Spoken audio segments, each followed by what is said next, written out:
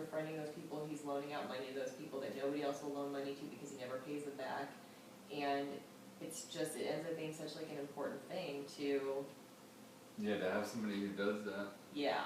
It's really important to have, like, people in the game that are active participants in the game. I can't emphasize enough, like, when I go to games, and people just sit there with headphones in on their phone, and they're not... Everyone's experienced with fish. Yes, totally.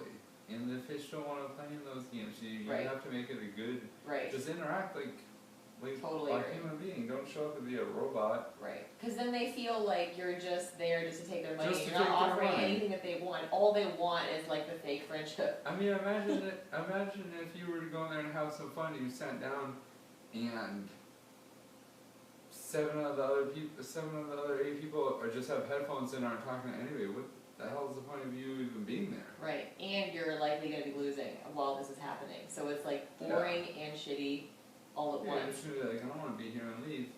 And for the most part, you have only like, 2 or 3 people at the table, but it's just like not benefiting the game at all. Yeah, I totally agree with that. I try to usually like make it a point to really interact, and of course like sometimes it would be over the top, like, oh, I would have got it in there too, or like, reinforce the decision that they made kind of thing, because when you're just sitting silently, they don't even get that. So then they start kind of like doubting their play and not thinking that they did the right thing because they're just losing and no one's telling them otherwise. And so you kind of need to be there to help them along and remind them like, oh no, you made the right decisions. Yeah. I try not to comment too much on other people's play because I don't really want to lie to people and be like, oh no, you played great, but... You want a poker player that doesn't want to lie to you? No, but not like, I don't want, I don't mind playing with people and like, if they're playing bad and stuff, like taking their money, but like, I don't really want to be too deceitful about it. I don't get the moral high ground line that you draw, like, you want to take their money the right way, but you still want to take it, like, and you draw the line of like what's... No, because I don't want to do that, like, in any sort of business or anything, I don't want to like, be like, oh no, you're doing a great job, and be like, and they're playing horribly. It's not, but you're looking at it the wrong way, I think. It's not like saying you're doing a great job. It's keeping them from feeling terrible about making the wrong decision. And yes, there's some lying in there in order to do so. But it's like, say your woman says, like, does my ass look fat? And you're like, no, you look great. Like, you want to make them feel better about something that they kind of already know the truth about. Yeah. Right? But a lot of times, people will tell them they're playing well when they're not. Yeah. I'll say stuff like, oh, I just got lucky, stuff like that, but I'm not gonna... So there's like a level of lying you're okay with. Well, I think a lot of people can take catering to the bad player to a level that's almost insulting. That I agree with. And it to me it's so obvious that you're talking to them like they're 5 years old. These people aren't just all idiots, like they're smart business people, whatever, like they've made money somehow, and you're talking to them like they don't know have a clue about life. Yeah. Yeah, and you're just like, I think it's insulting.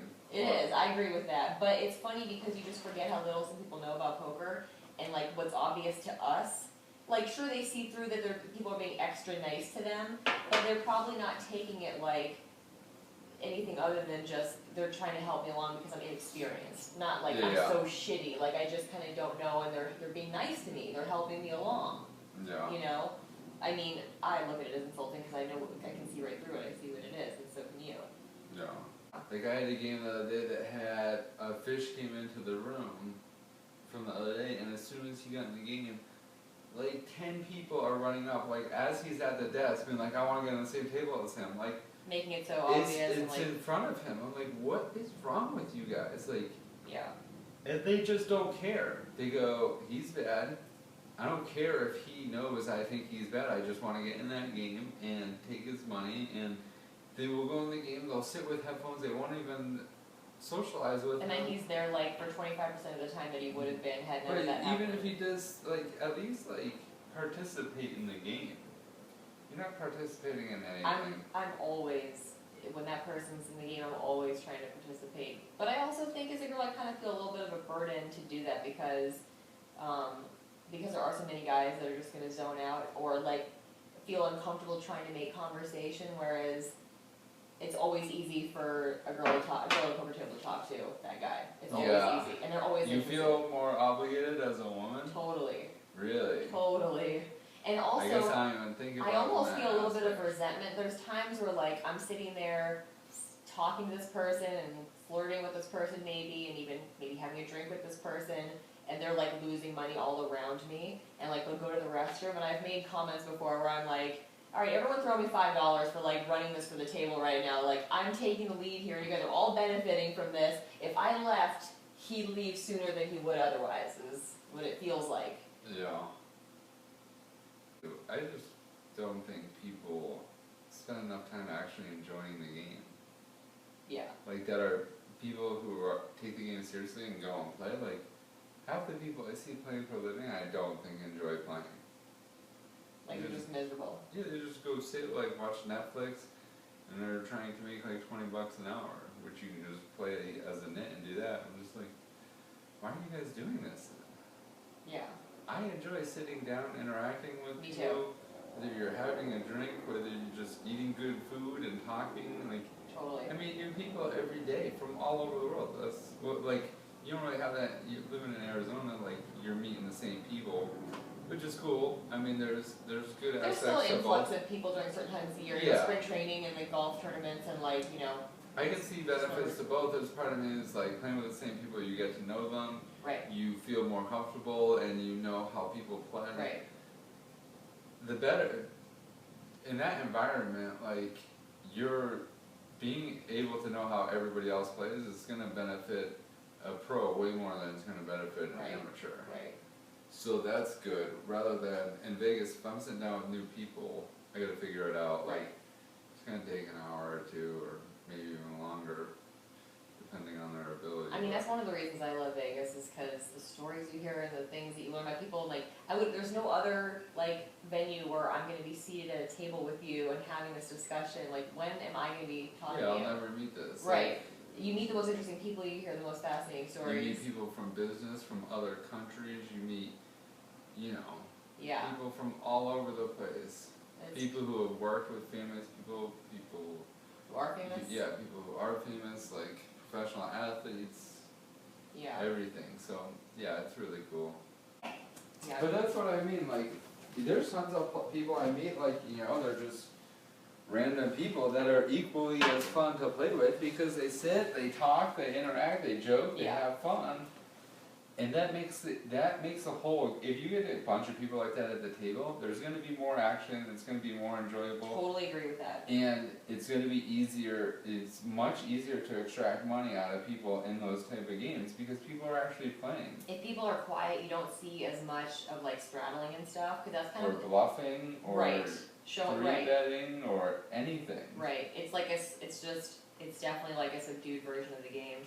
You know, it's funny because when you see some of those, like, it's kind of like a table etiquette thing, right? Like, making an agreement with the table when everyone's like interacting and having a good time. Like, hey, let's do some like mandatory slow rolls. Like, that's like auto straddle the Yeah. button. Like, that kind of stuff won't happen when everyone's quiet. Yeah. And unless everyone's everyone's gonna participate, and we know everyone's gonna participate, and then it's gonna be a group event. We're all experiencing the same thing.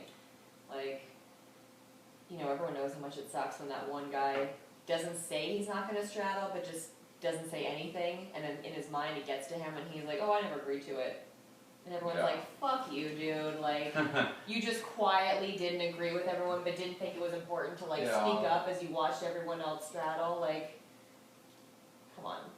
Yeah, Like, for sure. in the court of law, withholding the truth is a lie.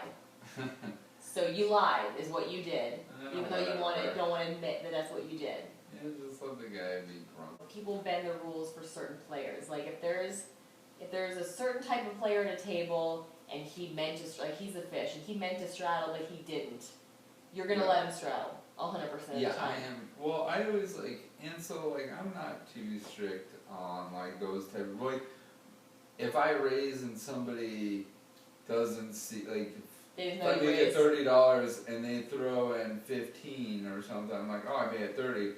And the dealer's like, the 15 has to stay. I'm like, if he wants to take the 15 back, I'm like, if he wants to call, I'm call. I don't Yeah. care what he does, but I don't really need the 15. I'm not like, oh, I gotta get that $15. I agree, because it's going to be more information for you, whatever he decides at that point. And so I'm just like, I don't. It comes to the thing like I don't need the money that badly where I'm scrounging for every $5 Right. or something like it, or Right. like, you know, I'm not gonna be one of those people. I'm not gonna tip the cocktail waitress because I'll make an extra $800 a year. Where do you stand on like, so for example, like small chips play, right? Like in certain games, like the dollar chips play, in some games they don't. Well, if like, for example, I went all in, but the dealer didn't say, oh, the small chips play, so she's just getting me paid like red chips and bigger. Are you the player who's like, oh, those ones also play? That, or does that something where you're kind of like, it's up to the dealer and the player, if they don't say it, then it's just whatever? So I guess it would depend on who the player is against and the situation. If it's against a fish and he has like $3 behind, I don't care. If it's against some rag who's in it and just a cheap ass and he's bitter and angry and he has $3 in ones in a 2-5 game or something, I know they play, and I'll see regs purposely. Yeah. If it's against me, they're gonna want the ones every single time. Right, But when it's the other way, they'll try and like palm the ones, and I know they're doing it, and I'll just be like, no, I want that. Like just because on principle alone against that type of a person. And I know if it's against a fish and he just doesn't think they play, I don't care. It's not about the $3. Right. When you're intentionally trying to keep that $3 from me, just because you're trying to be cheap or essentially steal, is essentially what you're doing. Yeah. Then against that person every single time, I'd be like, no, the ones play. Like, you know, you see people try and get away with it, and that's just not cool. But if it's just a recreational player, you know, some 40-year-old guy who's just on Vegas on vacation, and he's got like $4, I don't even care. Right, I agree with that. Yeah, I've had situations like that happen, but I've also had situations where, like, I'm in the 5 seat, he's in the 2, I table a set, he shows me his cards, and the dealer can see it, and then he mocks, and the dealer takes his cards and ships it to me, and I'm like, dude, you won, you had it straight, and he showed his cards. Now, if he looks at them himself, doesn't realize he has it straight, and folds them face down, so the difference is showing you and the dealer? Once he shows his cards, then that's a tabled hand to me. Yeah, I see. You know, he doesn't have to flip them face up and leave them face Right. up. Once he tables his hand, Right. it's tabled, and then the best hand wins. Yeah. So, okay, let's, on that same note then, what if someone, and I actually experienced this when I was dealing at the Venetian, we're in a tournament, I'm dealing this tournament, we're at the final table, we're down to 7 players, we're deep in the money here, and this guy, like, people are falling asleep, you know, it's like, I'm swinging, so it's like 3 or 4 in the morning. Yeah. And this guy is falling asleep at the table, the action's on him, this guy had just shipped all in, and he looks at his cards, and he's like, I call full. It's gonna be a call. Yeah, you gotta call the floor every time, but it's gonna I be a did call the floor, and begrudgingly had to say, he said the word call before he said fold, and they ruled that it was a call, and It is a call. had shit, and he lost, and he got kicked out of the tournament. But in the scenario where it's an honest mistake, just like they showed their hand, they didn't know what it was, it's the same kind of line of thinking where it's just an honest mistake. You knew what their intention was. Yes, but here's the difference. If that was a cash game, I wouldn't make it stand. Really? If it was because he was falling asleep, and like, I've seen people sleeping at the table and they wake up, they go, call. And because they think it's a limp, and it's like $40. Right. I'm not going to make them call $40 when they have no clue. I'm not talking about those situations. No, I'm talking but about I'm talking about in a cash game even. We're not talking about like when he's falling asleep and the action's on him, they didn't realize it was a race. I'm talking about like a heads up situation, he's sleepy, whatever, it's a big pot, and this person says, call fold. Well, if he's in a big pot already, you'll give him the benefit of the doubt then and he he's tired. should be falling asleep in the middle of a hand. If you did that on the turn, and I shove all in, he's like, call, fold. Then I'm like, no, you said call, and I'm going to take it. Okay, yeah. Especially in a tournament, though, once he says call, it's got to be Obviously, a call. in those pre-flop, like random instances where someone doesn't realize they're going to raise, like I'm in the same boat, for sure. But in any kind of like a crucial situation with like a lot of money on the line, like everything is important, and you make those mistakes, and I'm going to hold you to it. You know what I mean? Yeah, but there's just so much gray. There's tons of gray, and I think every poker player has to find what they're okay with allowing. Like, you know, I'm at a point where, like, I don't want, like, I'm going to stand up for what I think is right and ethical in poker. I'm not going to I don't think I'm let even in the people same get mindset. away. What? I don't think I'm of the same mindset. What I think is right and ethical in poker is not my like box of what I decide I'm gonna do for myself. It's what have people done to me? Really? Yes. So just because somebody's done something shitty Because to I you, you're think- gonna do something shitty to another person? Okay, well, I wouldn't call it doing something shitty. That's not the way I would word it. Yeah. But what I would say is, you know, if not me, someone else is going to do it to that person. Or, like, it's been done to me, and here's my opportunity to, like, you know, right the wrong that was done, or get the money back that I lost in that situation. Or, I mean, we've all been fucked in those situations, and it Yeah. sucks, whatever. But at the same time, there's those guys out there that'll do it. And they're always going to be out there. And it's like, fuck, like, there's a little bit of an edge to it. And maybe there's, like, a moral compass that you're, like, selling a little bit of your soul to do it. But, like, it's goddamn profitable. Oh yeah, but there's tons of things I could be doing that's I'm not, let's profitable. not draw the line. I know where you're, like, headed with this. No, but I mean, so yeah, no, I understand that, and lots of players will take advantage of these things.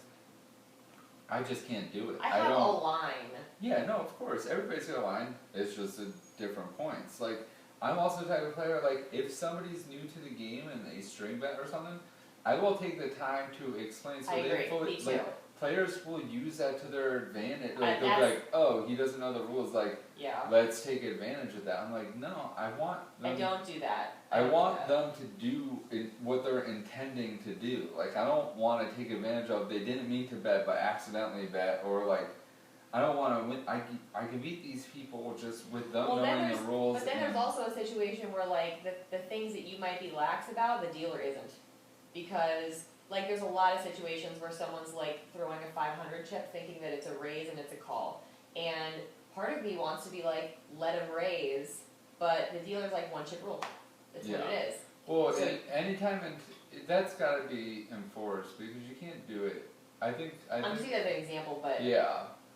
Yeah, and sometimes it works against you, but I think as a poker player, you have to be capable of adapting to these situations. Like, as a poker player, if you're in a tournament and you have a good hand and somebody means to raise and it's a one chip roll and they're like, no, it's just a call, you have to play off that and not give away the strength of your hand. Right. So many people are bad at that. Yeah. Of just containing their emotions and they just react to something. And they're like, oh no, that should be a raise, that's supposed to be, Yeah. right, exactly. Or, you know, somebody will, you know, will ship all in and somebody will say something like, oh, call? You know, and sometimes it's a reverse tell, people are trying to do it, but usually when it's a reverse tell, it's pretty obvious. Yeah. Reverse tells a lot of times don't work because it's too obvious. Right. Now, against an amateur player, sometimes reverse tells work really well. Right. You can use them very effectively against an amateur player. You know, acting like you have a good hand and getting ready to show it, well, any knowledgeable poker player isn't going to be affected by this. If anything, they're going to see through it. Yeah. Now you get a real amateur and they might end up folding. Yep. You know. Yeah. So you can use these things against certain opponents, but... Yeah, God, I remember, like, just when you said that, I remember this experience where this guy, you know, it's like such an old reverse tell move where, like, they check at a turn, and so you think they're gonna check, and then they end up, like, raising. I remember twice having it done to me, and just being like, you dirty fucking scoundrel. Like, Yeah. I just hate it so much. Those things I don't do. What you, But you realize they're what you effective. have to do is so, you know, another very, very basic one you see is when you're out of position, you bet the flop and they call, or the turn and they call, any of those, and they go the river, and they want to check, but as you're grabbing chips, they they'll get out like 200, Right, like they're ready breaking to it raise down, you. and if you check, they just snap back. Yeah. Which is a very obvious one, but Yeah. one, you have to go, okay, they're letting me know exactly what they have. Right. This is all valuable Right. information. I hate when poker players somebody will limp, and then they'll raise to 20 or something reasonable, get back to the limper, and they'll re-raise, and they have aces every single time. Every single time. Because they're a nit, but the original raiser gets mad at them for playing their hand poorly and letting them know exactly what they have. I'm like, I want to see my flop with my mediocre hand. but even if you want to see your flop, like, if he had played his aces well, you could have lost so much more money. He saved you everything, It's and like you're pissed about it. it's like when I bet the turn with a set and somebody just overbet chips and I know they have a flush and I just lay it down and then they show me a flush and I get mad at them because they played their hand bad, which saved me money. That doesn't make. But this is how poker players think. This is how people in general think. Yeah. And I think a lot of poker players would be benefited if they look at the positives of these situations rather than the negatives. Yeah. They need to do that with bad beats. They need to do that in all aspects. It's been a hard lesson for me to learn over the years, for sure. Hard lesson for everybody. Right. It's such a frustrating It's like thing. you 3-bet and somebody 4-bet chips with tens, and you have kings. You call and they 2-out you. You're like, to berate that person, like, you're like, what am I? As a logical person who's calm, an outsider who's not even involved in the hand, you're like, that's exactly what you want. And that's what every poker player says when they're not involved in the hand. Right. To be able to think like that after just losing $1,000 to a 2-outer, when you should have made 1,000, 80% of the time. And then be able to continue on. And then to just, remain calm, but to think about it logically like that and be like, oh, that's exactly what I want. Like, I played well, I'm going to lose that 20% of the time, and that's just part of variance, and move on. If you can do that as a poker player, even if people are way better skilled than you, as far as actual poker player, those skills are so valuable as a poker player that you can actually, I think, raise your ability above someone who may actually be technically a lot better but than you. unable to control their emotions in those spots. Yeah. Yeah, I agree. But that's what I mean, you're not thinking about it logically at the time. You may berate the player, you see it all the time. People who are good players and then they go after these people, I'm just like, what are you doing? That's why I try not to get too involved into tournaments, because tournaments are depressing most of the time. I don't even understand the mentality of a tournament player, and I respect it so much. In the series, I remember I was in the PLO tournament, and there were guys who were deep in the tournament, were like min-money cashes, and these guys are pros, and I'm watching them bust, and like their friends like, oh, where are you gonna go? I'm like, oh, I'm just gonna go late reg into the no limit. Yeah, like you're gonna leave a min cash PLO game with like action, and you're gonna go sit in like the bottom, big blind levels of a no limit tournament. Like, I can't even imagine the mental ability you have to be able to jump between tournaments like that and spend 20 hours of your day just busting. Well, the thing with tournaments is like, you're disappointed over 90% of the time. Right. Like, so just like people who play tournaments like day in and day out, I don't know how they do. It's just like you lose, and then bank something that covers all those losses plus some. And you lose, and you bank something else. It's like chasing the high. It's like Yeah. you're just always chasing that one high that you finally get, like, I know why I do this. Well, like, I enjoy playing tournaments and they're fun and I think there's great value in them and all this stuff. But to do exclusively that, Right. like, I want to focus 80% on cash and like 20% on tournaments. Sure, yeah. But I don't know how, and like, I did like a year playing online tournaments and that's what I did like 5 days a week. It was just grueling. Yeah. Like, Yeah, I believe you. I know guys who've done it, like, who for years were like MTT players. some people are great at it. I'm just like, I don't want to deal with, I don't want to play something where I'm losing more than 50% of the time. It really takes a certain kind of mind. And like I said, I totally respect it, but I don't have the ability, the mindset for it. Maybe someday in the future when I've gained some maturity and some experience, but I don't have the ability to do it. Yeah. It takes a lot of mental I strength. could, I just don't, I would much rather have something where like, in cash, if you're a good player, you're going to be winning more than 50% of the time. Well, and plus you like the social interaction, and tournaments can be very, like, lonely and quiet and isolating. I usually have fun in tournaments. I usually get people talking and having a good time. Because a lot of people, like, it's a lot more amateurs in tournaments. That's I feel true. Like. So, a lot of people get really nervous and stuff too. So I'm usually just like there having a good time and interacting with people, the guy helping to joking. calm their nerves for them in the tournament. Well, I know. I mean, Here, it's just quietly. This water is warm. I think there's advantages to it too. When you get people talking and opening up, it's only going to benefit you at the table. I'm not going to give away anything while interacting with someone, but just someone, being friendly at the table and stuff. I think there's advantages to that. But I also don't want to, first off, I'm usually tired because these tournaments start at noon. Right. So I usually wake up, I'm running late, like I'm cold, I'm like, want coffee, and I'm just like, I need to wake up and Wow, like, that's a really rough life. yeah, I got riled up. I'm like, Like, I woke up at 11:30, I'm gonna be late for this tournament. yeah. Put on my pajamas and go in there. No, but it's just like, I don't want to just go in there, sit in this cold room, in my hoodie with headphones on, and just be like, full. Like, no, I want to interact and like, oh, these people are clueless, let's see what they're about. I just like having conversations with people, because half the people just say completely crazy stuff. Yeah.